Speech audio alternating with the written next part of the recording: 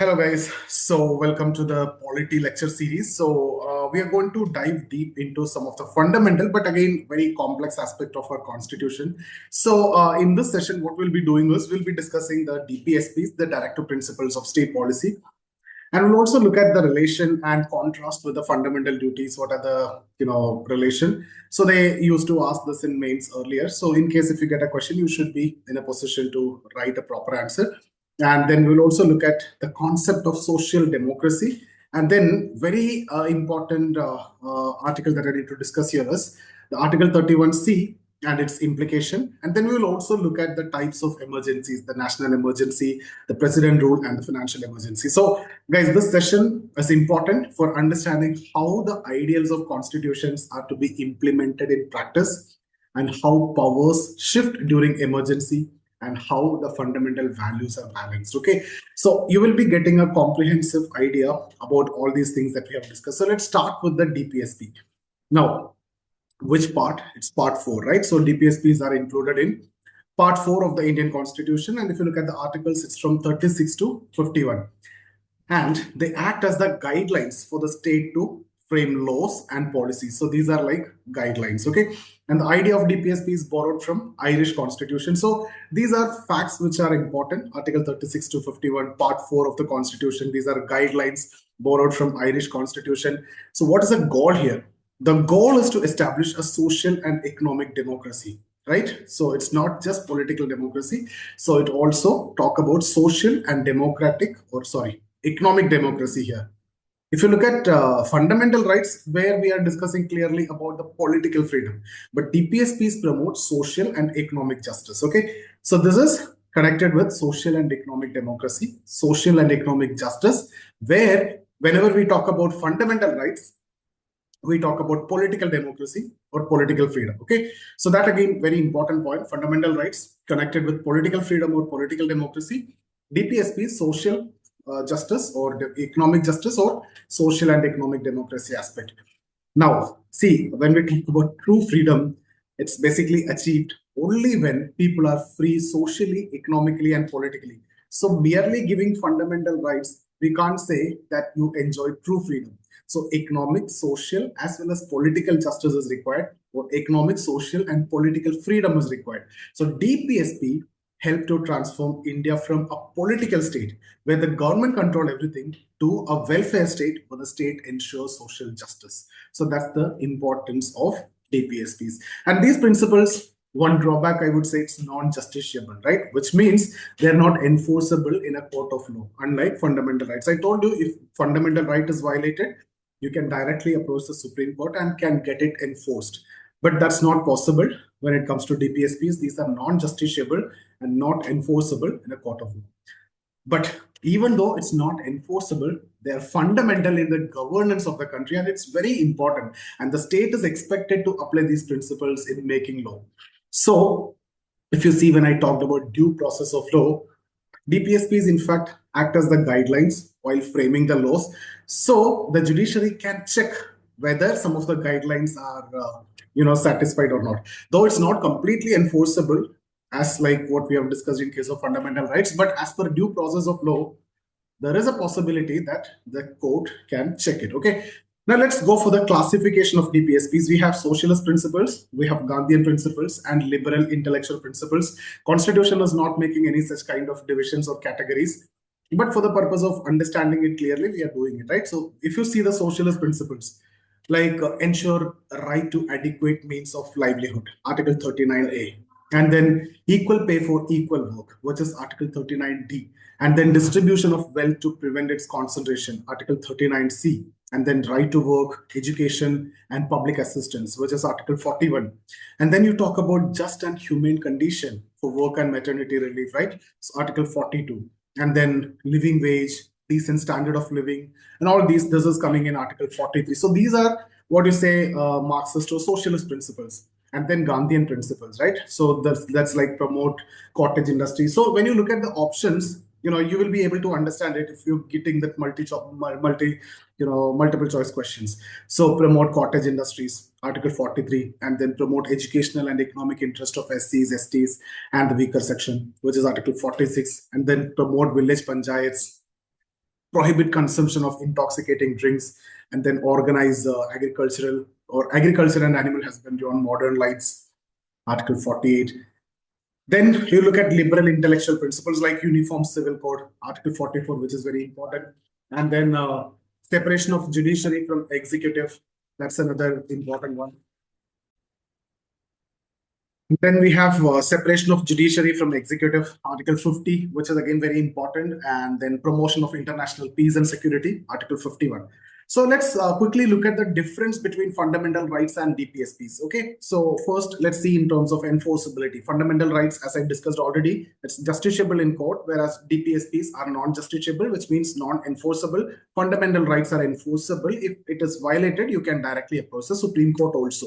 And if you look at the nature, the fundamental rights are negative obligations, and in fact, it limits the state, but DPSPs are positive guidelines and positive directions which guides the state.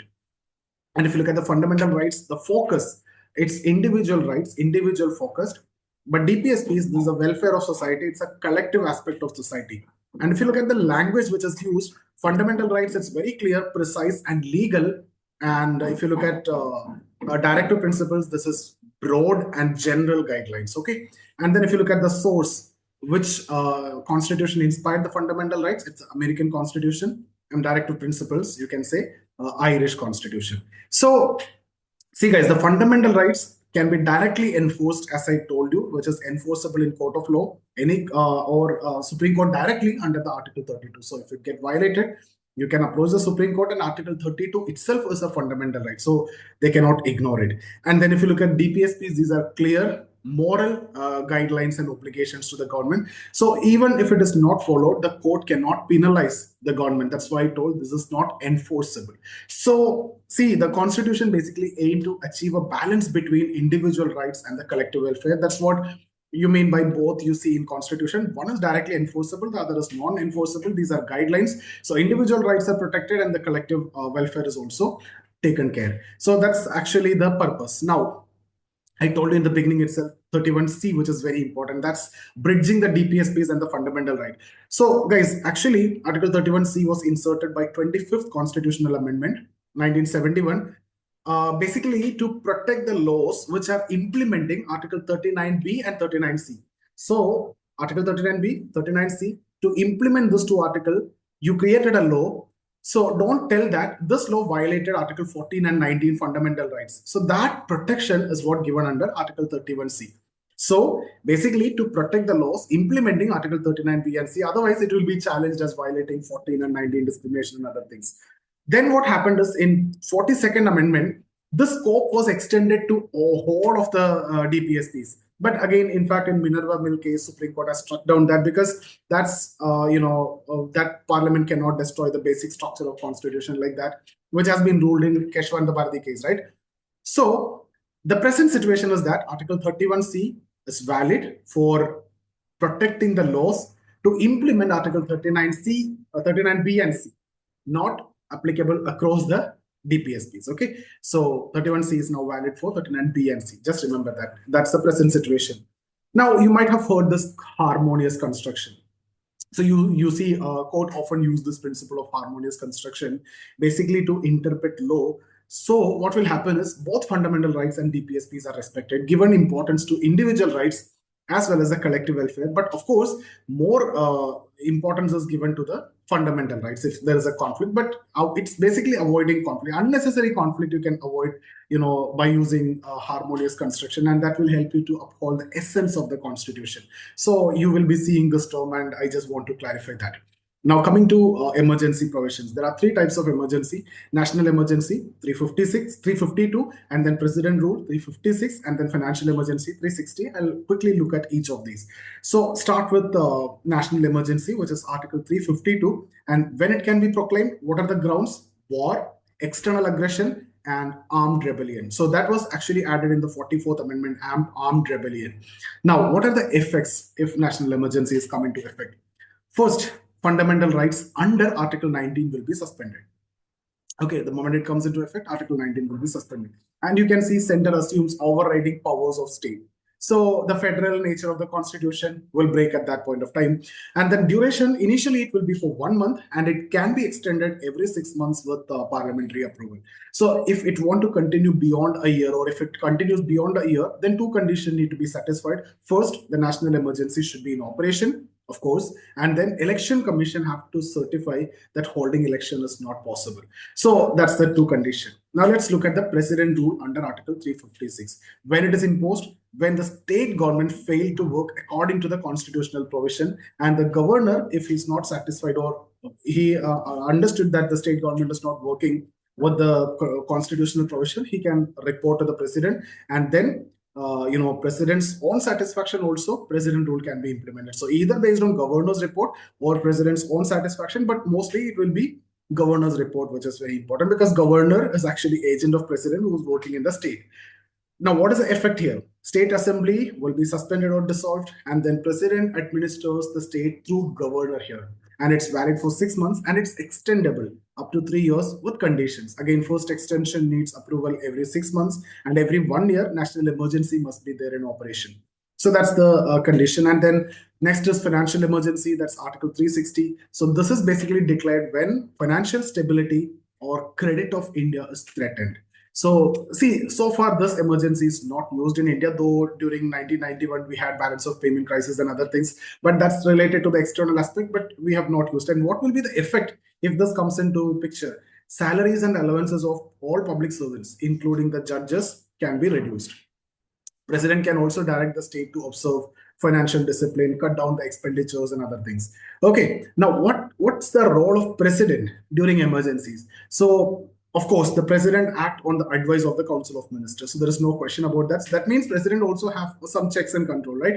And again, when we talk about the president's satisfaction, that is also subject to judicial review.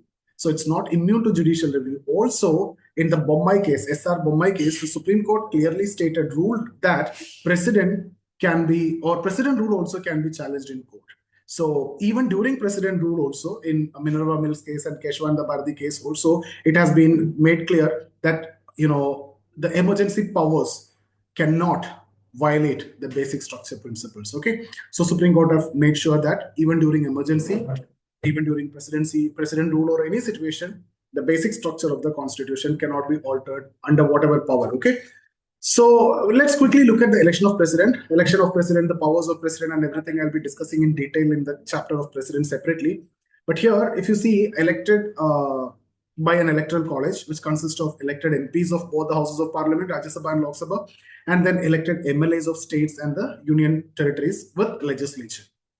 What's the voting system followed? It's a proportional representation by single transferable vote. And vote value calculation, it's actually, done in such a way that every state will get a fair representation, right? More populous state have more higher vote values will be there. So that actually ensures the balance between states and the union. Okay, so if you see MLA vote value, let's take a state, let's say Kerala, 3 crore population divided by total number of MLAs 140. So 3 crore divided by 140, whole divided by 1000. That's the MLA vote value. MP vote value, total value of all MLA votes, all the MLAs will be taken and then add all the values, divide by total number of elected MPs. So this basically ensures the balance between states and the union. Okay, now that means more populous state will have more higher votes. That's actually required, and election is conducted by a secret ballot, and that's independent of any political whips also. So let's quickly summarize what we have discussed, what we have learned today.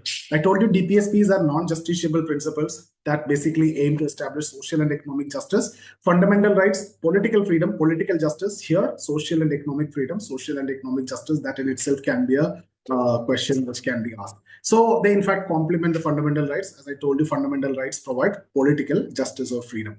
Article 31C that provide protection to laws implementing specific DPSPs.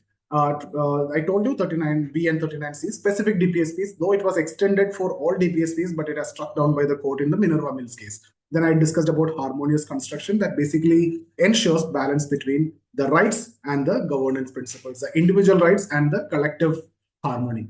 And then we also discussed about 3 types of emergencies: President Rule 356, and National Emergency 352, and Financial Emergency, which is 360.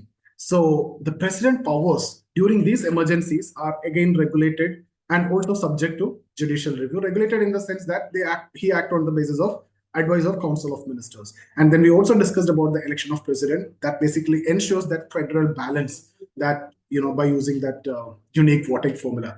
So guys, this session basically I plan to take as a revision, something which you already know. I'm just trying to consolidate and summarize. So this give you that foundation and a kind of revision, and will help you to understand the dynamic relationship between individual rights, the state's responsibility, and the constitutional mechanisms that we have to manage different types of crisis. So I hope you got some knowledge. Thank you so much for attending the session. If you like the video, share it with your friends also. And in case if you're looking for any mentorship program, one-to-one sessions, consultation for civil services, you can of course get in touch with us. The details are given in the description. So see you guys. Thank you so much.